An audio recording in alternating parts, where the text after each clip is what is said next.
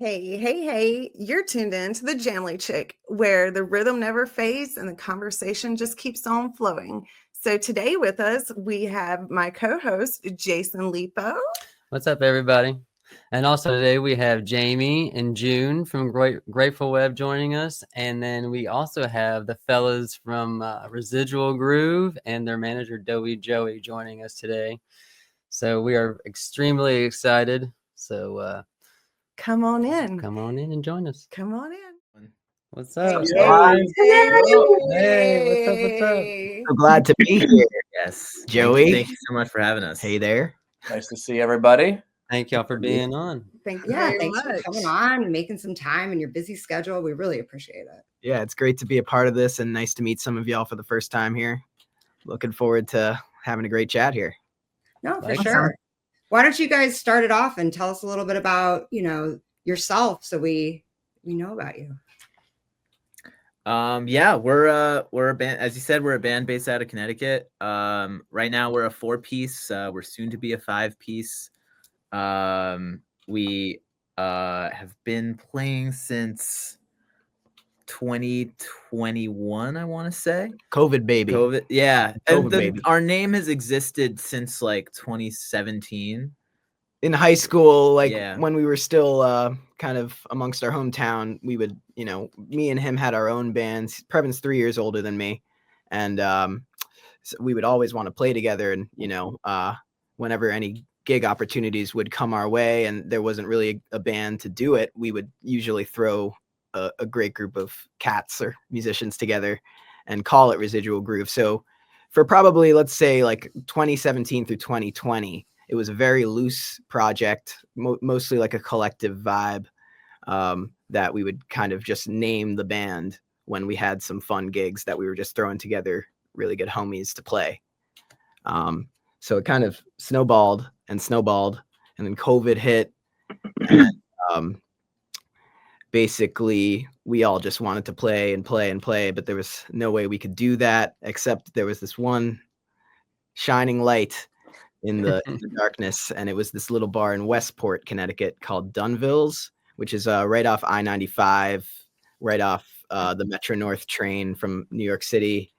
And their owner at the time, Steve Carpienteri, I believe how you pronounce his last name. Carpienteri, what's up, Carp?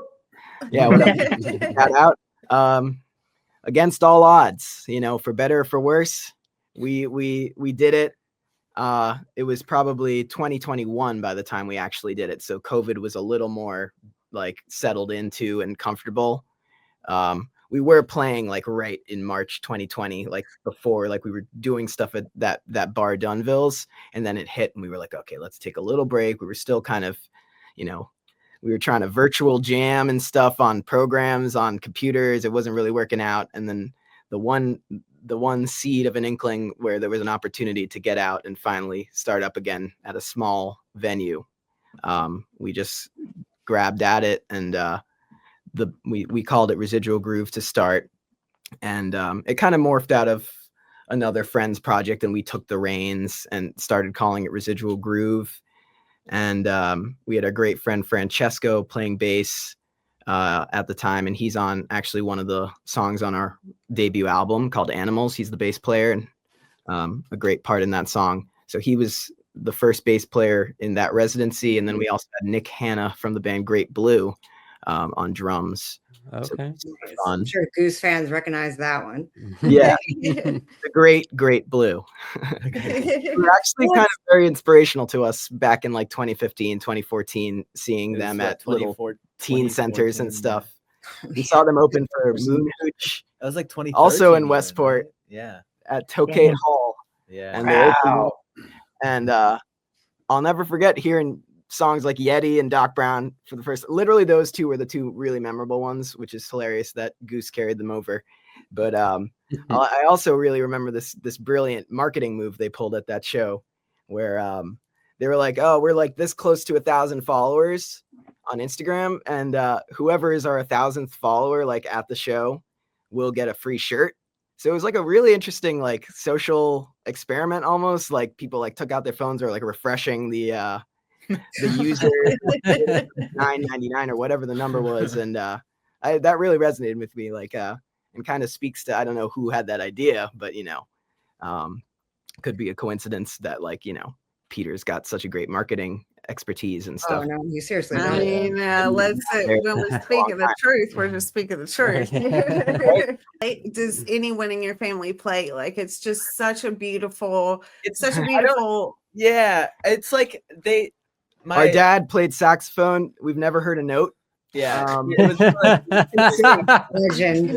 and he can hit the note. Yeah, my mom, like played some piano, and there was a piano in the house. But it wasn't really like that they were playing. It was my dad like loves music, and our dad, sorry. Not your dad, my dad. And honestly, like my first I mean, I can remember him like teaching me like he was like, "What's the beat?" And I remember it was probably like Stevie Wonder or something that he was playing, and I remember doing this, and he was like, "Oh, you got it." And then I didn't get that. I don't even remember that. Yeah, and what number child are you? 1 or 2? Yeah, I'm 2. He He's probably 2. assumed it was. That's why he was busy by you. Not my dad.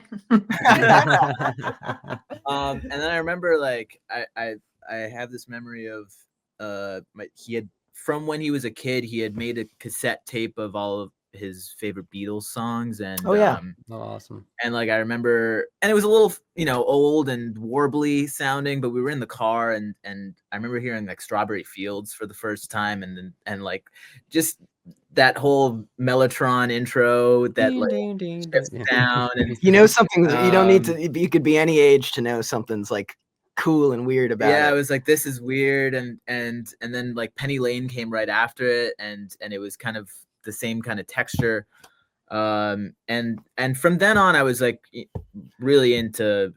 He exposed us to a lot of music. It wasn't really from our country of origin. It was a lot of American music, some Canadian music, because they immigrated to Canada first. There was kind of a he showed us kind Rush. of a great migration. Yeah, he showed us a lot of Rush and the Tragically Hip.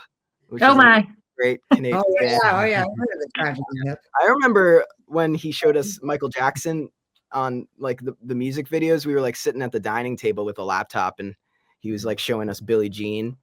And the most iconic bass line ever. Right. Yeah, with the lights. Instantly stuck.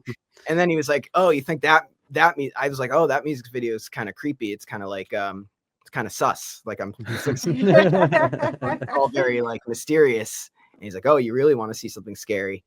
And then you could probably guess what he showed us next. Thriller, yeah. Really, with the whole thing too, with the intro and stuff. And that gave me nightmares for a bit. But I was like, "Oh, it's funky." Well, that was terrifying as a kid. Michael Jackson, when he turns into the werewolf or the creature, You can't trust anyone after that. Yeah, exactly. I had to sleep like with the covers over my head after that one. It was, Right when you think you're safe at the end. Would you say that your parents being first gen makes you a little bit more risk taking? Like that being in a band is a big risk, right? Yeah. I would say that, like, not just our dad, but even our uncle, like, total self-made man, and came over. The story they tell us, he like came over with like a nickel in his pocket or something. Yeah. And now he's just, thriving and just believed in himself and didn't really take no for an answer. They've always pushed on us to like, take risks and do what like you got one life and you gotta do. Awesome. I love that. They're so supportive. Passionate. All of the band parents are really supportive. Honestly, it's really amazing. It goes a long way. Really cool. Jamie always say, my famous saying to my kids is the answer is always no unless you ask. And if you ask and the answer is no, you're in the same place that you were. So what's the harm in asking? So just always ask. So I love that y'all said that. That's absolutely still amazing. Very present.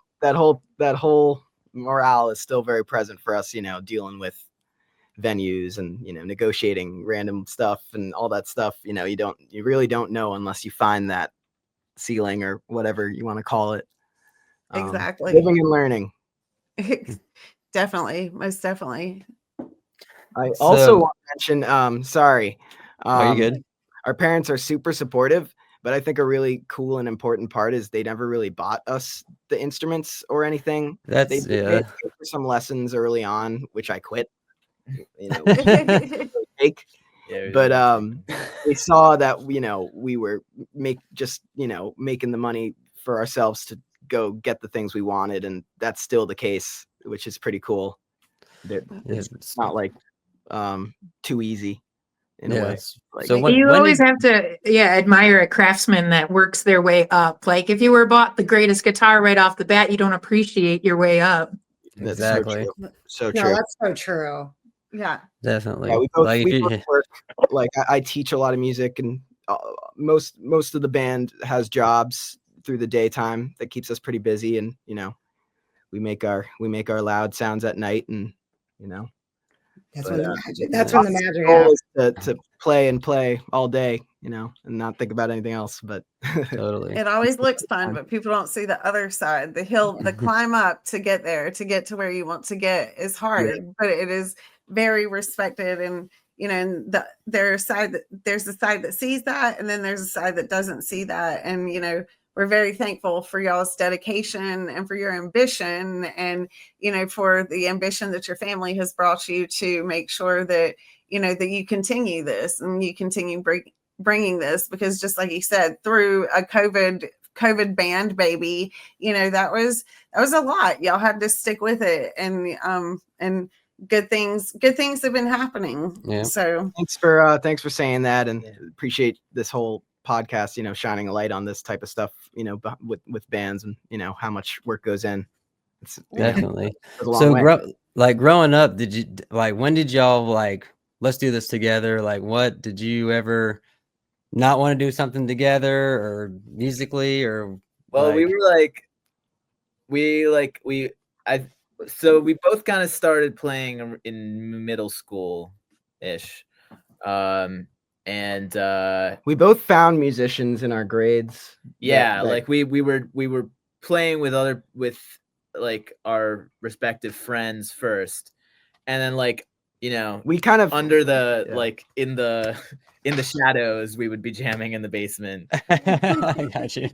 to our favorite Foo Fighters, but we weren't Nirvana telling songs. anyone that we were Foo Fighters. kind of embarrassed. Yeah, I honestly. don't want to play with my brother. No, of course, your you never true- want to do it. Yeah, With your I got my own thing. It's you can be your true self, because you have his secrets, he has your secrets. So come on, let's play what I want to play. right. Well, we picked up instruments kind of through, would you agree, through kind of Guitar Hero, Rock Band, video games, and also that those games opened us up to some incredible music, Do you know who else told me that? Daniel Donato. Oh my God. Wow. That's a good one. It all adds up. This is the generation that kind of, I'm sure there's a lot you'll find in the next 5 years that you'll talk to a lot of people that have said that. Joey, you ever played DJ Hero? No. I'm over here thinking of the Donato Residual Groove Guitar Hero tour. Well, in 10 years, Right? DJs that came out of DJ Hero. That's a good one. Yeah. Well, speaking about that and people that are with us, influences and things like that. Well, so one thing, Doey, we haven't seen you in a hot minute, and you have just always been such a major part of our scene. Love you so much. We miss you, Joey. We all miss love you Doey so Joey. much. So I'm I super haven't seen you guys in person in a couple of years, huh? exactly right. It's been at least 2 years, I think. At least I think it was SPAC or so. It's been a long time, too long in my opinion, way too long. So I'm super pumped, that here you are, and I was just like, oh, Doey's coming on. This is amazing. So what's been going on with you? Tell us what's been going I wish on. we were in person. I want to give you guys a nice hug, and nice to meet the people who I haven't met in person. Hey, June, how you doing? Hi, good. I mean, I'm right now. I'm getting married in August, so most of my Shout out to Zoe and Becky. Awesome. I did it. So most of my time is free time is not easy setting up. I thought it'd be easy as a guy who goes to a lot of festivals and works at a music venue. I was like, this is gonna be a breeze, and it's not. So Even the It's a lot more simplest work. weddings I've learned are complicated. Yeah, yeah. And then of course it turned from like a wedding scenario into basically a festival. We have campgrounds for the weekend, and we've got some really great entertainment. I know an amazing band that is gonna play at the wedding. Residual Groove will be there doing Should that have an R and a G? yeah, I'm looking forward to being able to craft a set for them. You know, I get to have all my druthers with the brothers on this one, so I'm looking forward to that a lot. Not more than getting married, but pretty close. You know.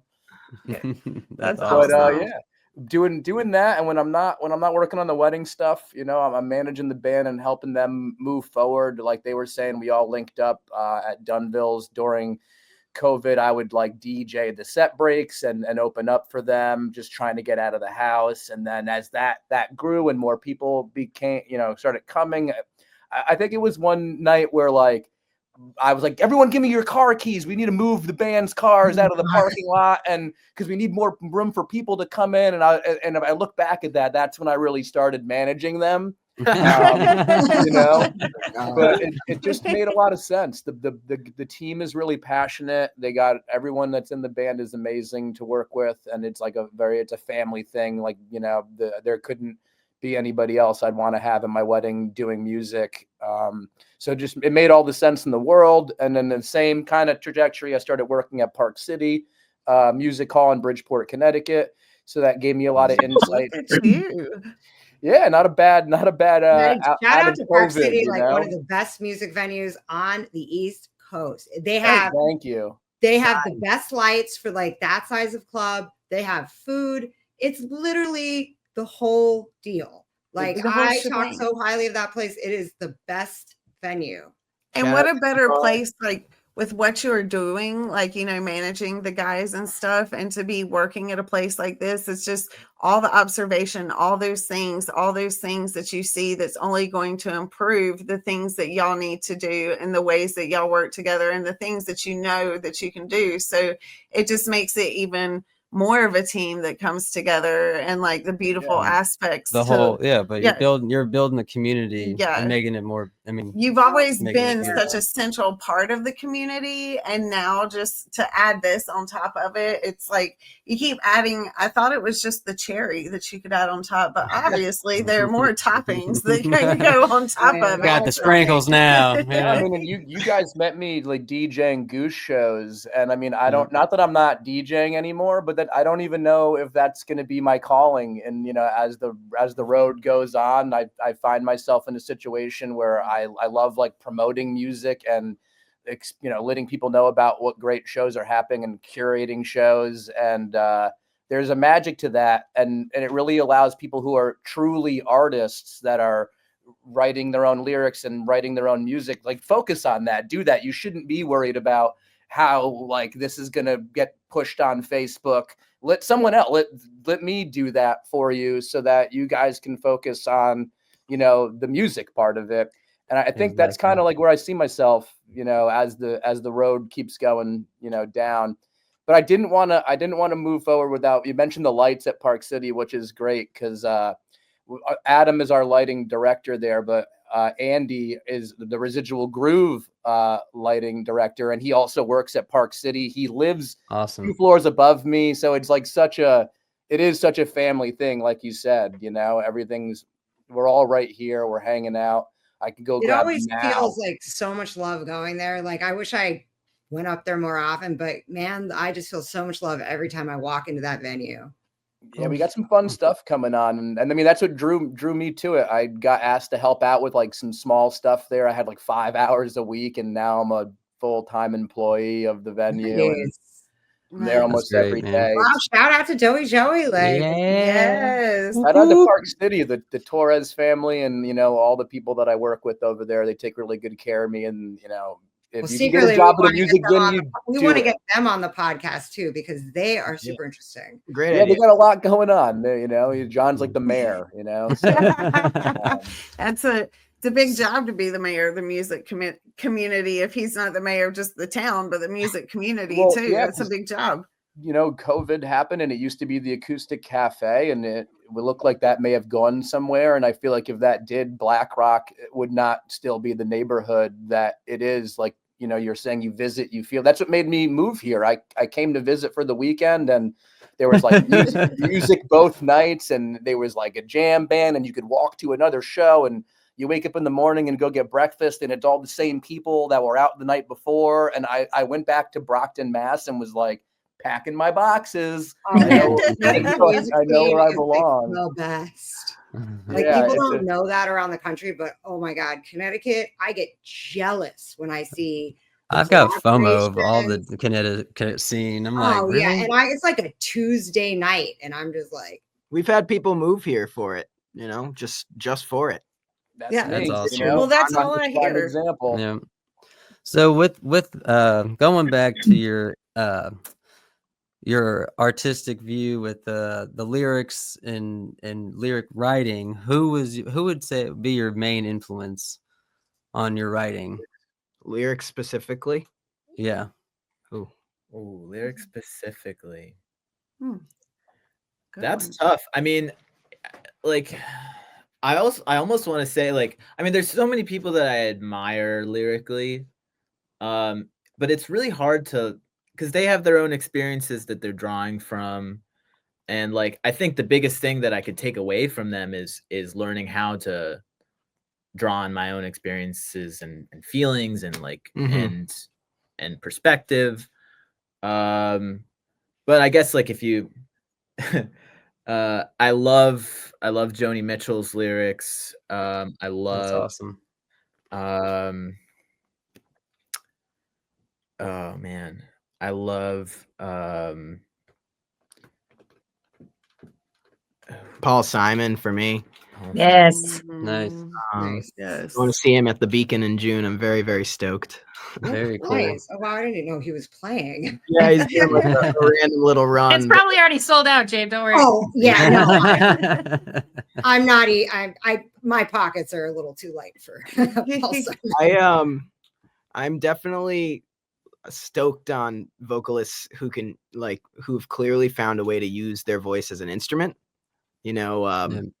like Tom Waits, and recently the guy from Geese, Cameron Winter, highly suggest listening to his solo album, in which he Interesting. demonstrates using his voice as an instrument for sure. Interesting. Oh man, I mean, And I did you know love the there's a string- Newport Folk Festival? You can see goose and geese. Yeah. I saw that. I saw the memes. It's finally happening. Which festival was that? The Newport Folk Festival, which also is very sold out. Yeah. Well, we got our festivals selected for the summer, so we're taking it to Flocking from folk. Northlands. We'll both be playing over there at Swansea, so that's going to be a good weekend. Nice. Yeah, Northlands, right? Yeah. Northlands, baby. Yeah. One- awesome. In one 24-hour period, you come get a Doey set, you get your Residual Groove set. There's a lot of other really good bands playing, especially from God, Connecticut. it sucks I'm not going. Oh, Yeah, the no, Friday- we're gonna miss you. I know. Friday I'm camping all good is- was just a little bit closer. Yeah. I thought you were going. No, I'm doing all good. Oh, that's what I thought. Okay, never mind. I never say if I'm going or not going because you never know if I'm going to show up. Last year, I was like, no, I'm not going to be there. And then I was there. That's how it works. Yeah. So always the question, I should have like where's Alexia's like outfit or hat? Be like, oh, we found her. Oh, here she is. So, a big pinpoint hat, Yeah. yeah, exactly. But airdrop. Yeah, listening to y'all's latest album, I heard a lot of different influences. Just personally, I heard like a lot of I want to say like a Jim James kind of like Ooh. vocal cool. kind of I see thing. that. I That's could see that. awesome. Yeah. And I saw them for the first time at Peach. Peach a couple we were years both ago. at Yeah, that. the last one. Yeah, definitely.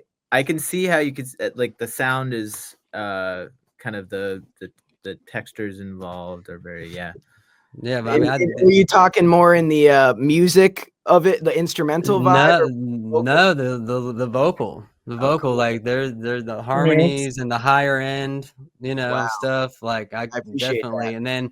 and then definitely Crosby, Stills and Nash some points, and definitely Fish in some Oh, yeah. points too. Like, so I mean, I hearing a lot of influence in it. So Oh yeah, he was like saying, he's like, Alexius, listen to this point, see this, and the kids would be saying something, and I would be like, all right, everyone hush, because we we have to make sure. And he's like, see, and I was like, oh, I do see, you know, because everyone hears music differently. Everyone hears the things, and as he pointed it out, because at first I listened to it, that's not what I heard, and then as he pointed it out, I was like.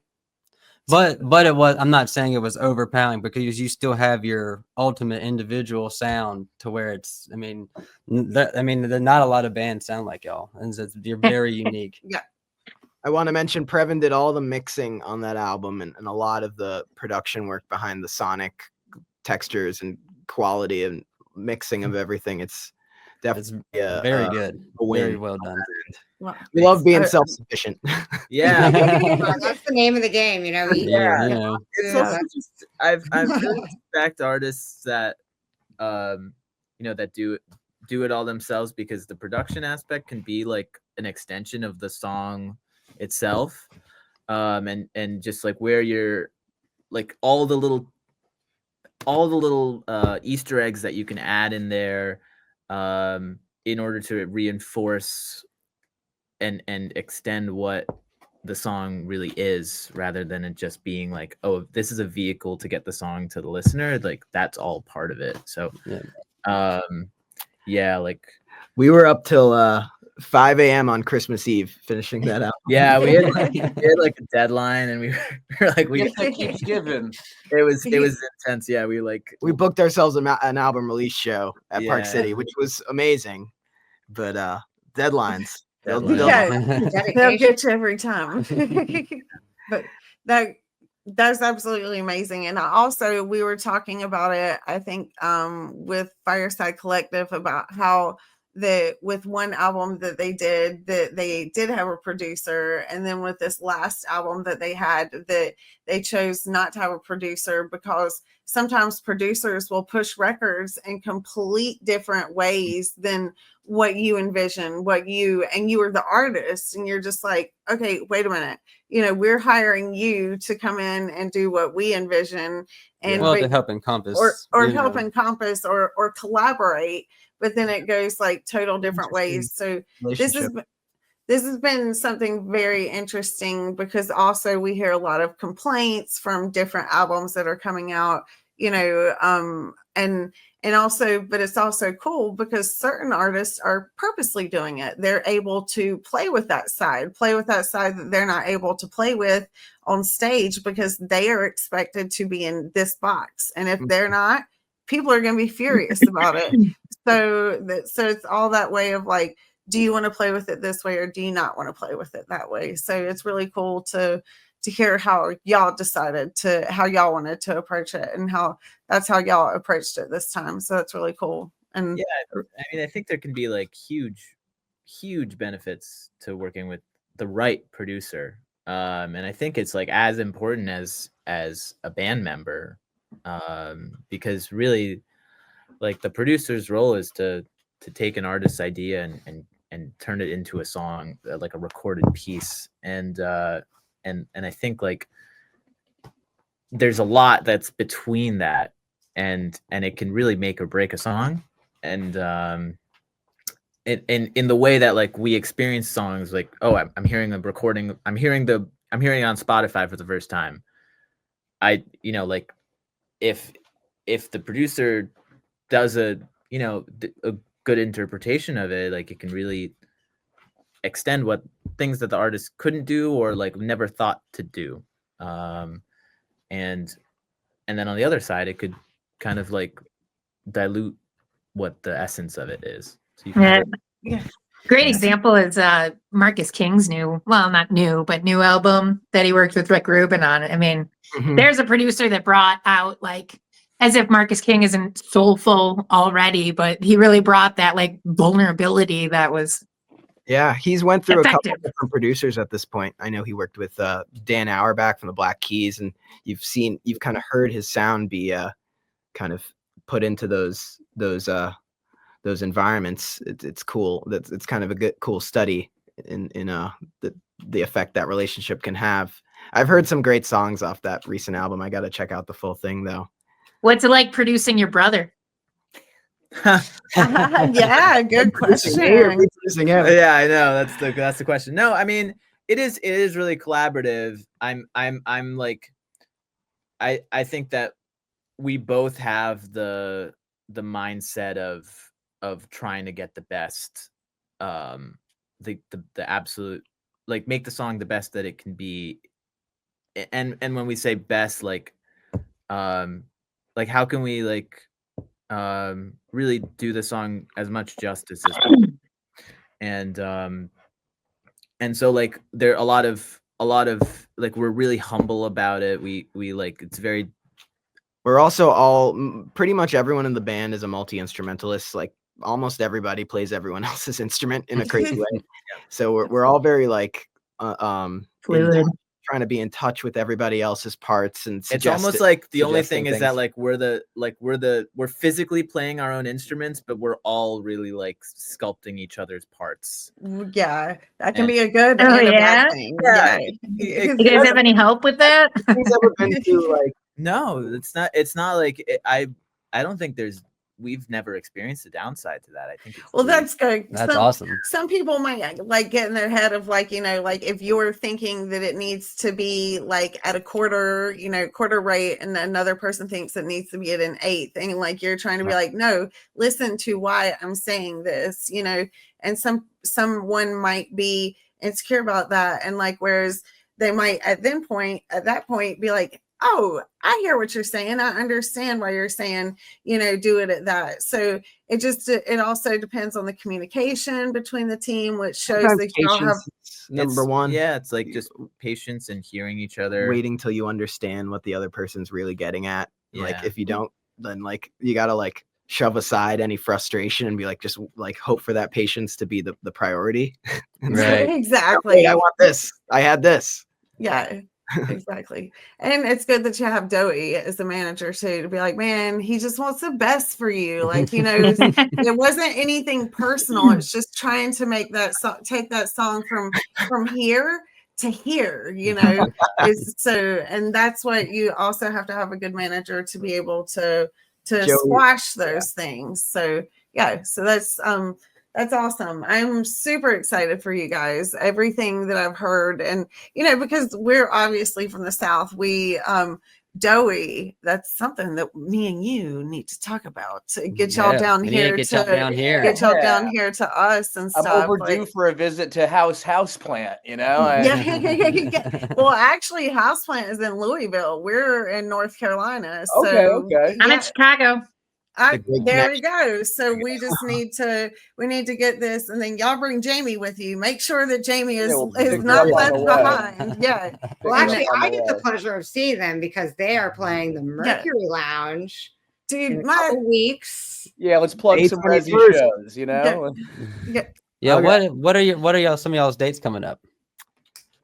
So this, actually, this podcast is going to drop after this weekend's gig, which is May 3rd in Albany with the band Hilltop at Lark Hall. And that'll be a cool show. They're throwing down like a special rave theme set. And this super cool Night Zero supergroup style band is like pushing their show to play after us. It's like with Rob Compa and Gub from Twiddle and Adrian Tramontano. Oh my God, that sounds like I need about the Connecticut music. We only heard about it yesterday that was even happening. And then well, maybe we can cut like a little section out and like try and put that on there. Try and put that out there for you because that's amazing. That would be cool. Congratulations, guys. Cool in Albany. It's our first time there too. Awesome. Oh, congrats. Yeah. Looking forward though. You want to get the next one?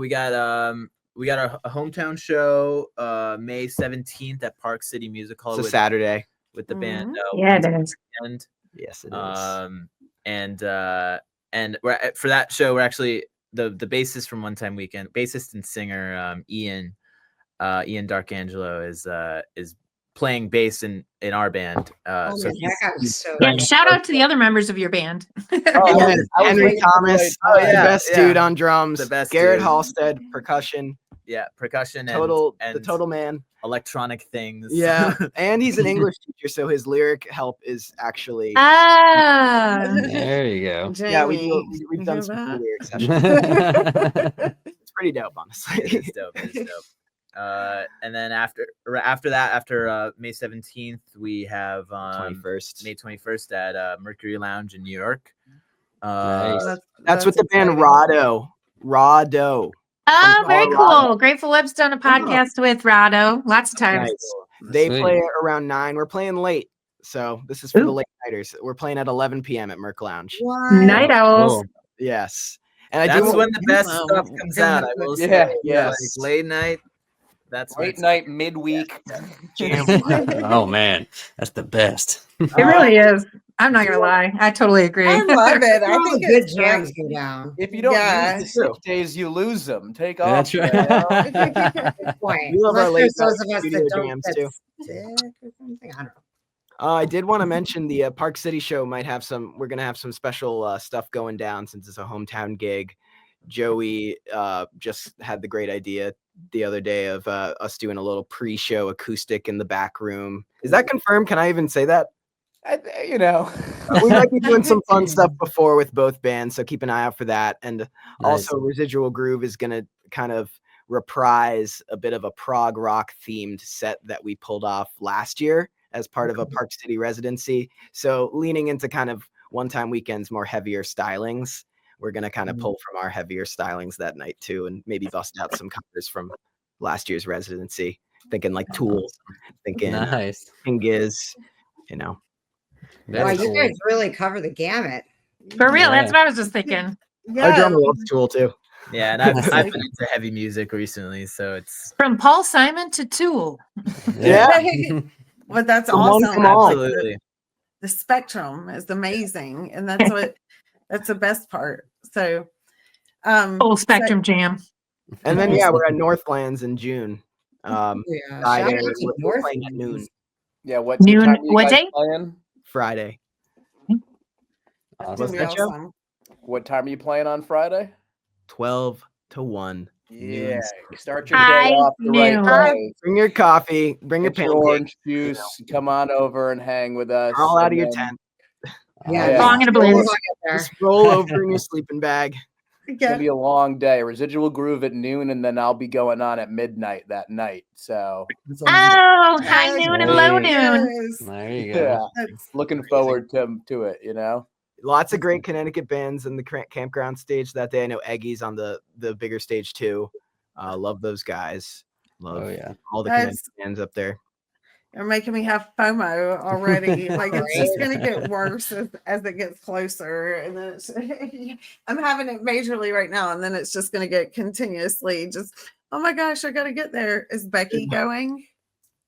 Well, it depends if we're gonna camp or not. If I just do if I treat it like a gig, meaning I drive up, I help the boys with load out and getting settled, and then I hang out for the day and DJ and get right back in the car and go home. She's right. She's like, if I'm going, I'm hanging. I work. Yeah, exactly. I just need to get air with that stuff, you know. So I gotta get in touch with her. We'll be getting in touch with each other anyway. Yeah. So, but she's right out here. I could grab her. But this has been so exciting and stuff. I wanted to ask y'all one of my favorite questions, weird questions that y'all know that's or Doey, that's me. Y'all know that's me. So now we know. All right. So here we go. One of my favorite questions is, what is your favorite shower song to karaoke to? Oh. That you don't care at all, that you will just get down to it. Joe, you can answer one too. Yeah. Oh yeah, I listen to a lot of the same music over and over again throughout my days. I like to start my days with a guy named Yeti. He makes some really good bass heavy music. Make My Mind a Garden is the first song that comes to mind, and it's interesting when that kind of music has lyrics over it that aren't, used to build up a drop or something like that. And it's actual, building context to the song. And it's about being vegan and stuff like that. It's a very, give the song a listen. It's a great track. Yeti, Make My Mind a Garden. You know, I will Cool. definitely, Awesome. definitely that's my try shower that out. jam. Yeah. That's my shower jam. I'm gonna go with the Great Gig in the Sky. Oh, Okay. nice. We're singing along. Yeah. That's a good one. But the That- serious answer is That'll Good get your Day chakras Sunshine, flowing. probably by the Beatles. Good days. Good Day Sunshine, serious answer. Cool. Nice. Recently for me, yeah, like I said, I've been into heavy music. I've pretty much for the last year I've been so obsessed with this album, Petrodragonic Apocalypse. And it's like a super long name. I don't even know the rest of it, but it's a album by prog metal album by King Gizzard, and I'd probably say like Motor Spirit, the title track or the opening track is my shower song. And I'm trying to learn how to, like, he does a lot of throat singing in that album. So like I'm trying to learn how to do it, like Mongolian throat singing. It's just it sounds weird right now, but I'm gonna get there. No, I'm not. Except for you, no, it'd be like, Sri that's Lankan. that's what gets you that's what gets you going. So that's the reason why it's my favorite song. Like, or That's my awesome to favorite see the question. the influence and trying to branch out. Yeah, that's awesome. Yeah. I also love a good, instrumental jam thing in Yeah. the hot, like Riverport Gin or something, Yeah. if you And- guys know what that is. It can also change on your mood. It doesn't always have Yeah, to be. I find myself listening to John Coltrane's My Favorite Things in the shower. Oh, serene choice. That piano solo is everything. Yeah. Well, it's been really great talking to you guys today. Thanks for having us. Really Yeah, appreciate really. Thanks for you on having the us. show. You guys are certainly some of my favorite, like, we'll say regional, because I guess I don't live in the same state as you. But I used to have you guys on. Yeah, it sounds like you guys got all the fun stuff. I know. Yeah. They get the fun Thank stuff. you the other night. Yeah. Yeah, it's great to see you. Yeah, it was great to see you, Jamie. Yeah. It's nice, Connecticut. We can reach to so many other locations and For even, sure. These states in the Northeast, they're so small. yeah, we like that. Connection. Exactly. Come visit us sooner than later. Come see the show. Absolutely. Sounds like Yeah, Northwood's usually, the place to be. Let us know where you want us to play out there. If we haven't been to your area. If you're listening, Yeah. Yes, We're always because curious. y'all need to be for sure. Definitely. Definitely. So thank you so much for coming on. Y'all want to have a round of applause for the band? Yeah, we can't thank you guys enough for coming on and sharing everything that you did, and Hey, we thank really you. appreciate it, and It's a really blast. appreciate what Super you're chill. doing musically. Super easy to chat with you guys. Oh, yeah. You guys Anytime. made this Are so easy. awesome. Yeah. gotta Well, go on that see, note, like- see you later. We'll sign. Peace out, guys. See you later. We can We'll say spread the bye good all word, night. yeah. So, Yep. all right, thank y'all so much. Have a great night. Thank you. You too. Take it easy, y'all. See you. Bye, Joe. Peace.